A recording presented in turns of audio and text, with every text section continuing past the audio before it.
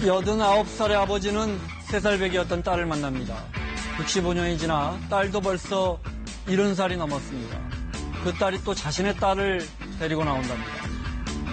92살의 엄마는 피난길에 놓쳐버린 4살 난 아들을 만납니다. 엄마는 아들에게 무슨 말을 할 수 있을까요? 자, 3년 만에 다시 이산가족 상봉이 시작됐습니다. 방금 전부터 첫 상봉이 이루어지고 있습니다. 곧 화면이 들어올 것 같은데 오늘 사사건건은 65년 만에 만난 가족들 소식 실시간으로 자세히 전해드리겠습니다.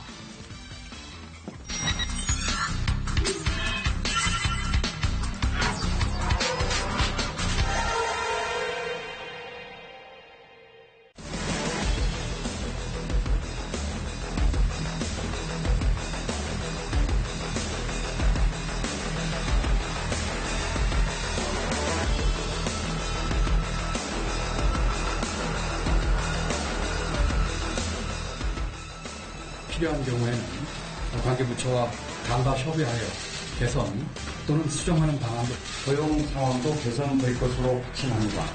정부를 믿고 조금만 기다려 주시기 바랍니다. 고용이 이렇게 나빠질 수 없을 정도로 나빠졌는데 결국 4조 원이라는 돈을 더 집어넣겠다는 그런 경우밖에 없습니다. 고용시장의 동향조차 제대로 파악하지 못하고 무리한 노동정책을 강요하는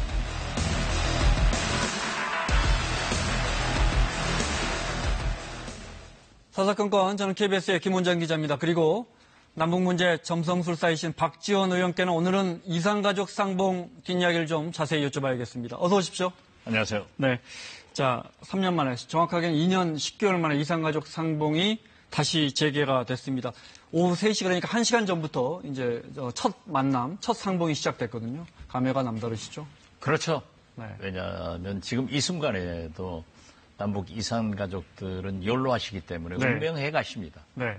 그러니까 하루라도 빨리 이산 가족 상봉이 이루어져야 되는데 이명박 박근혜 잃어버린 대북관계 10년 무너져 가지고 이제 하는 게 참 역사적 의미도 있지만은 인도적으로 크다고 생각합니다. 네. 자, 그러면 오늘 금강산으로 출발하는 장면 잠깐 보고 말씀 나누겠습니다. 네.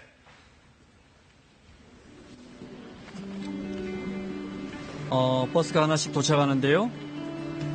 네, 이제 출발을 앞둔 할아버지들 표정이 밝습니다. 네. 한눈에 봐도 정말 연로하시죠? 저 가방에, 저 휠체어 안에 저 선물들 많이 담겨 있을 겁니다. 네. 기분이 어떠세요? 좋죠. 설레고 68년 만에 상봉을 하는 거예요. 68년 만에요? 예. 소설 같은 얘기입니다. 진짜 소설 같은 이야기입니다. 네. 조명균 통일부 장관 잠깐 얼굴 보였고요. 이산가족 2세입니다. 그래서 여러분들 이렇게 올라가시는 마음을 제가 잘 누구보다 이렇게 저희 가족 일처럼 생각을 합니다. 건강하게 잘 다녀오십시오. 기대감도 많을 거고요. 혹시 못 알아보면 어떡할까 걱정도 되실 겁니다. 네. 연로하신 분들이 진짜 많죠. 네. 이렇게 한켠에서는 이번에 이제 신청했다가 안 된 분들 90살의 아버지도 한번 기회를 달라. 아들 같습니다, 아마. 네. 자, 출발하는 모습입니다. 지금 첫 상봉, 첫 가족 상봉 1시간쯤 지나고 있습니다. 화면이 들어오는 대로 약 한 20-30분 안에 첫 화면이 들어올 것 같습니다. 들어오는 대로 자세히 또 설명드리도록 하겠습니다.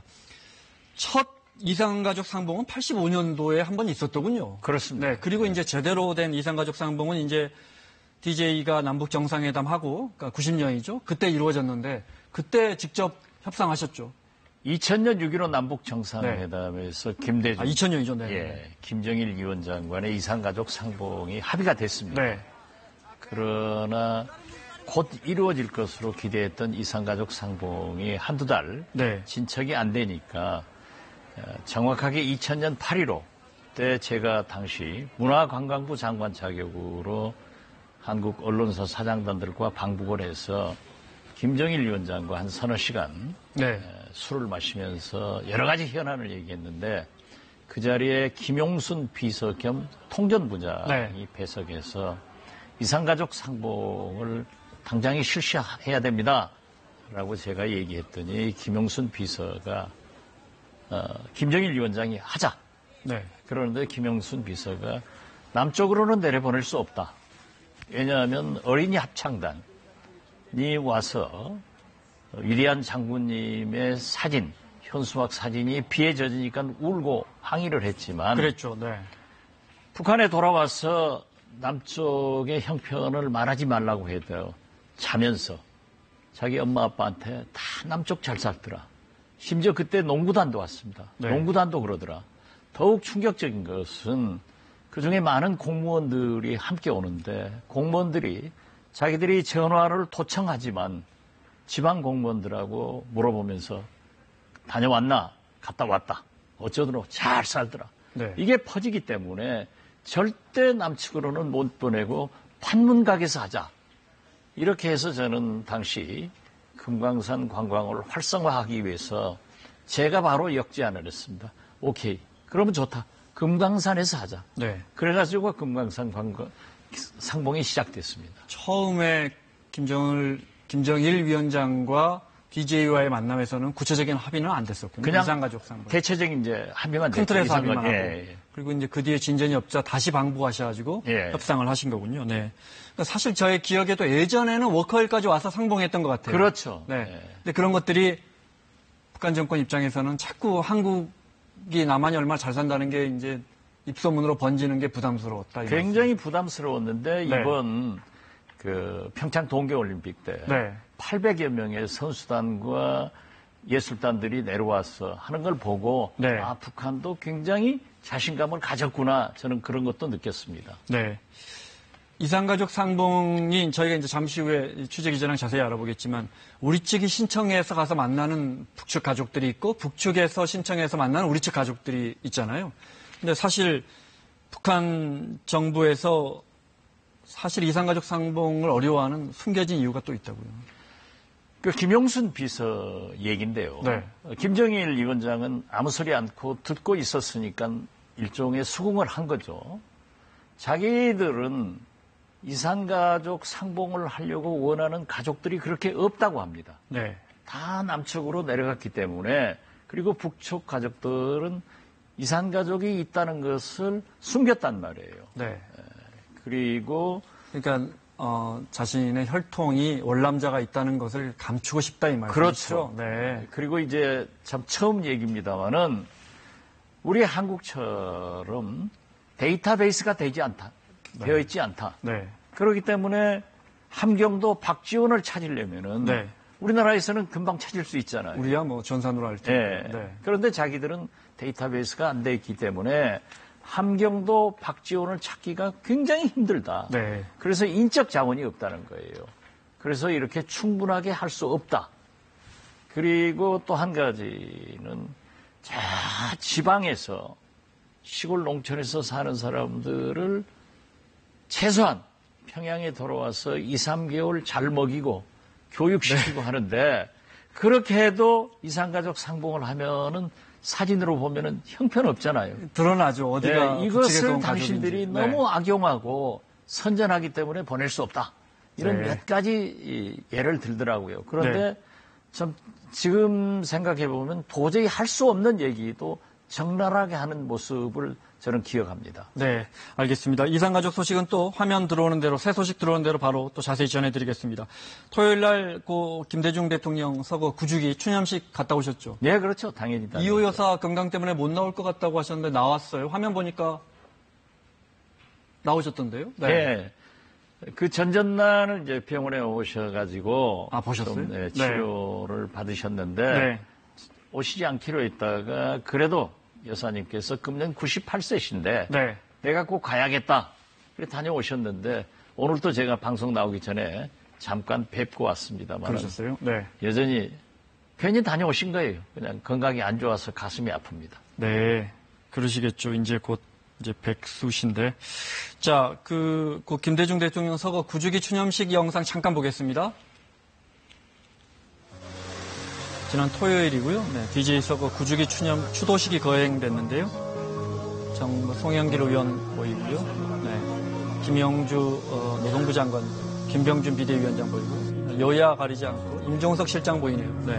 황영표 원내대표도 보이고, 네. 이호 여사와 가족들 모습도 보이고, 문희상 의장도 보이는군요. 네. 김대중 대통령, 네. 문희상 의장의 추도사 같은데요. 네, 좀 문희상 의장께서 감동적인 추도사를. 그래요. 예, 기사에서 진짜 잠깐. 잘하신다. 네. 부부이자 민주화 동지였던 이호 여사와 홍업, 김홍일 자녀분들도 보이고. 홍업, 김홍걸. 그렇군요. 네. 그렇군요. 김홍일 의원은 건강상으로. 네. 이재명 지사, 김경욱 지사, 뭐 여야 할 것 없이 정말 많이 나왔습니다. 네, 김영록 전남지사도 많이 오셨어요. 네. 권노갑 의원 지금 뭐 하십니까? 지금 그냥 우리 민주평화당 상임 고문으로 계시면서. 네, 자주 보십니까? 네, 자주 봅니다. 네, 그렇군요. 한광옥 실장 모처럼 뵀습니다, 거기서. 인사하셨습니까? 인사하죠, 그럼. 네. 자, DJ의 한광옥 비서실장이 비서실장을 2번 했죠. 네, 그렇습니다. 네, DJ 때 하고 박근혜 전 대통령의 비서실장이 되리라고는 생각도 못 하셨죠. 불행한 일이죠, 뭐. 네. 그 뒤에 만나서 무슨 이야기 하십니까? 그러면 동교동계하고 한광옥 전 실장하고. 우연히 조우에서 만나는 경우는 있지만은 네. 그렇게 개별적으로 만난 적은 없습니다. 네. 좀 서먹해졌죠, 뭐. 그렇지만은 이제 다 정치 끝났는데 네. 서로 잘 지내야죠. 네. 말씀은 그렇게 하시지만 앙금 많이 남아있죠. 뭐 그렇지 않습니다. 그렇지 않습니까? 다 산전수전 겪은 사람들인데 뭐. 네. 그래도 너무 나갔다 이렇게 생각하지 않습니까? 자꾸 질문하면 곤란합니다. 알겠습니다. 아니 SNS에 요즘 아침 눈을 뜨면 한 10분 정도 김대중 대통령과 대화를 나눈다고 하셨어요. 무슨 심령술사도 아니고 이게 무슨 말이에요? 아니요. 저는 습관적으로 네. 매일 아침 잠자리에 일어서면 나면은 눈 뜨고 대통령님께 한번 그 현안에 대해서 한번 네. 질문을 해봅니다. 혼자. 그러면은 이렇게 해라 하는 저 혼자의 생각을 정리하는 거죠. 마음을 가다듬는 시간이다 이렇게 그렇죠. 이해도 되겠습니까? 아직도 비서실장 직은 끝나지 않은 겁니까? 영원히 모셔야죠. 네. 요즘 같은 대북 관계, 북미 관계나 대북 관계 어떻게 보면 정말 과거보다 많이 개선됐고 또 한쪽에서 보면 잘 나갈 것 같다가 막혀 있어요. 이럴 때 DJ는 뭐라고 조언했을까요? 지금 오늘 아침에도 사실 그 문제에 대해서 여러 가지 생각을 했는데요. 네. 지금은 트럼프 대통령이 굉장히 잘하고 있습니다. 그런데 김정은 위원장이 자꾸 문재인 대통령에게 왜 경제협력을 안 하느냐, 미국 편만 드느냐, 이런 대북 제재 탓만 하느냐 이런 입장이죠. 네. 이런 압력을 가하고 있는데 이건 백해무익한 겁니다. 김정은 위원장도 문재인 대통령께서 마음이야 남북 교류 협력, 경제 지원 다 하고 싶지만은 지금은 대북 제재, 안보리 미국의 제재가 있기 때문에 할 수가 없잖아요. 그런데 자꾸 미국을 우회적으로 압력하는데 문재인 대통령을 압박을 하는 것은 옳지 않은 태도입니다. 그래서 저는 오늘 저녁쯤 한번 정리를 하려고 했는데 마치 방송에서 하는데 김정은 위원장이 그러한 것은 백해무익하다. 네. 결국 북미 간의 비핵화 개선을 위해서는 문재인 대통령의 역할이 크기 때문에 불필요한 압력 가하지 마라. 괜히 압력 가해서 이루어지지도 않고 남북 간의 사이 나빠질 필요 뭐 있느냐. 저는 그렇게 오히려 김정은 위원장에게 간곡히 부탁드립니다. 무엇보다 남북 협력을 바라는 것도 우리 청와대인데. 그렇죠. 괜히 우리 청와대를 향해서 삿대질하지 마라 이 말씀이시죠? 그렇죠. 이걸 또 해결할 부분은 거듭 말씀드립니다만은 세계에서 문재인 대통령이 유일한 거예요. 그런데 지금 문재인 대통령이 최선을 다하고 있는데 자꾸 그런 압력을 가하는 것은 옳지 않고 저는 또 문재인 대통령에게도 감히 말씀드리는 게 너무 앞서가지 말자. 트럼프 대통령이 잘못하고 진척이 없으면은 우리가 앞서갈 필요가 있지만은 미국을 압박하기 위해서. 그렇지만 지금 트럼프 대통령은 아주 잘하고 있는데 반벌 뒤로 따라가야지. 지금 네. 남북 연락소 같은 거 개소해야겠다. 우리 감정으로는 개소하는 게 맞죠. 네. 옳죠. 그렇지만은 미국 시각에서 볼 때는 제재에 해당이 된단 말이에요. 그래서 그렇게 나는 보지는 않는 것 같다는 게 김의겸 대변인의 입장인데, 그건 뭐 어쨌든 저는 네. 그렇게 생각을 합니다. 네. 그래서 미국 입장에서는 그렇게 썩 좋게 보이지 않을 거다 이 지금 말씀이시죠? 현재 네. 미국이라는 게 대통령, 국회, 민간연구소, 언론이 지배하는데 네. 거기에서 다 지금 현재 왜 한국이 앞서가느냐? 이건 제재 위반이다. 이렇게 되면은 트럼프 대통령이 예측 불가능하신 분 아니에요. 네. 확 튀어가지고 말이죠. 만약 석탄 같은 거 제재를 하면 우리가 어떻게 돼요? 알겠습니다. 그래서 지금은 그 4.27 판문점 회담처럼 문재인 대통령께서 북미 회담의 길잡이, 네. 노벨 평화상도 트럼프 대통령이 이런 겸손한 자세로 좀 우리가 나갔으면 좋겠다 이렇게 말씀드립니다. 백악관보다 반보 뒤에 가라. 그렇습니다. 그 말씀으로 정리할 수 있을 것 같습니다. 지금 트럼프 대통령이 얼마나 잘하고 있어요. 네. 그리고 김정은 위원장도 그 불필요한 문재인 대통령한테 문제 제기하지 말고요. 문제 제기하면 네. 안 돼요. 알겠습니다. 일자리 문제 좀 논의해 보겠습니다. 어제 휴일인데 이례적으로 당정청이 일자리 문제 논의하는 모임 가졌습니다. 화면 보겠습니다. 일요일인데 매우 이례적입니다. 네, 당정청이 모두 모였습니다. 일자리 문제가 심각해졌습니다. 노동부 장관 모이고요. 장하성 청와대 정책실장이고요. 네. 김동연 기재부 장관이고요. 우선 올해 일자리 사업 및 추경 사업의 집행 점검을 강화하고 4조 원 규모의 재정 보강 패키지도 신속하게 추진하기로 하였습니다.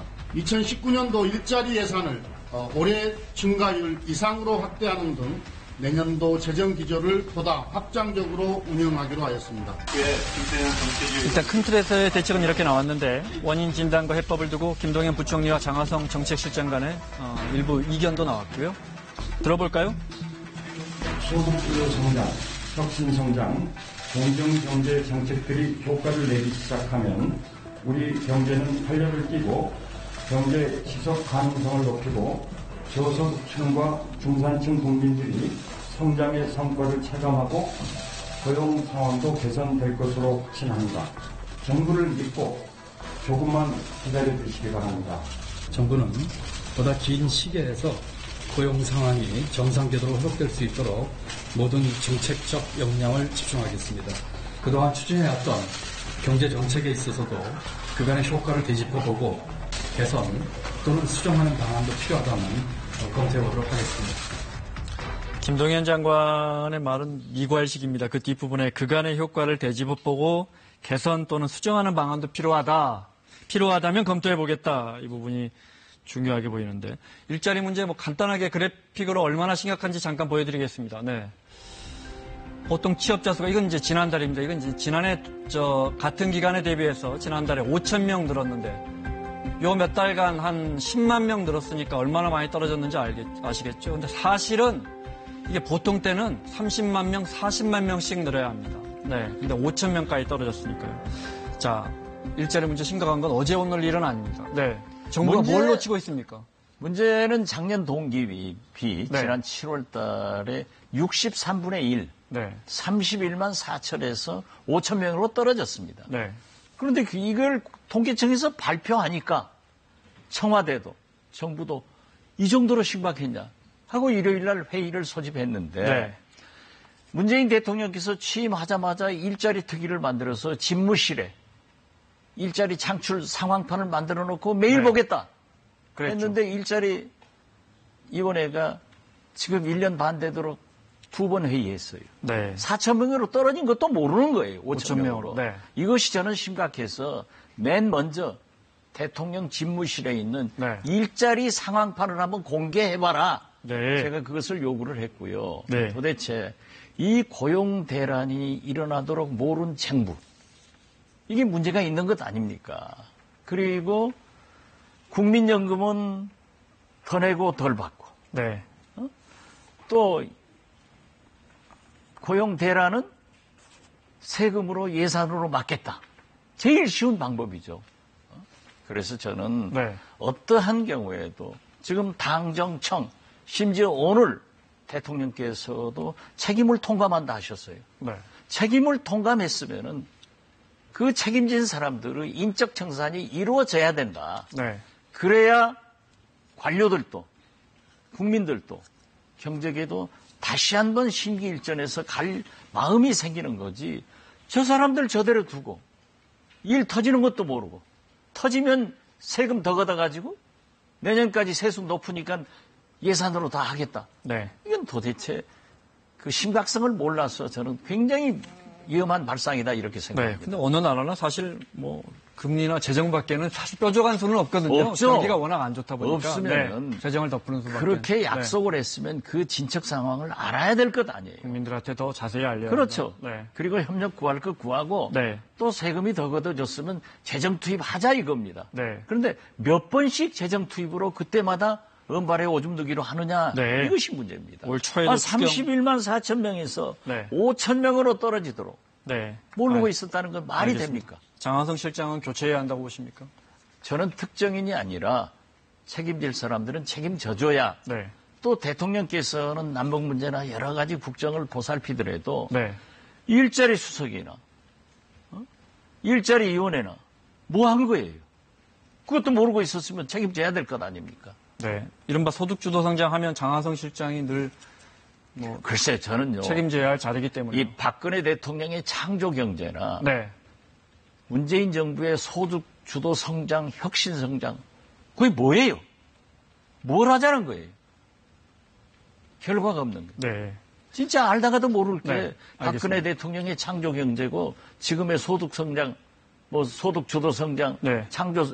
혁신 성장. 네. 이게 뭐예요, 도대체? 알겠습니다. 오늘 시간 때문에 조금 이상가족 때문에 좀 일찍 마무리할 텐데 그래도 이 질문은 드려야겠습니다. 많은 분들이 그 부분에 대해서 정부가 좀 책임지는 입장을 보여라 이런 지적도 하지만 그렇습니다. 지금 정부가 이제 뭐 소득 격차 해소나 서민들의 소득을 늘려주기 위한 여러 정책들을 시작한 지 1년 반 됐는데 아니, 또 일각에서는 세계 경제는요. 네. 다 좋습니다. 지금 네. 미국 경제 보십시오. 일본 경제 보십시오. 미국이고 일본이고 구인난 소동 아닙니까? 우리는 구직을 하고 싶어도 없는데 네. 이 현황 자체도 파악하지 못하고 있었다는 네. 일자리 특위나 일자리 수석 같은 이런 분들은 책임져야죠. 네. 그래야 대통령이 영이 서고 네. 정부에서는 심기일전에서 정부나 일할 수 오늘 있어야죠. 당에서는 좀 기다려달라는 것이고 정책이라는 게 효과가 나오려면 시간이 좀 걸린다는 건데 1년 반 기다렸지 않습니까? 네. 더 이상 어떻게 기다립니까? 알겠습니다. 자, 오늘 좀 일찍 마무리하겠습니다. 민주평화당 박지원 의원과 함께했습니다. 다음 주에 뵙겠습니다. 고맙습니다. 네, 감사합니다.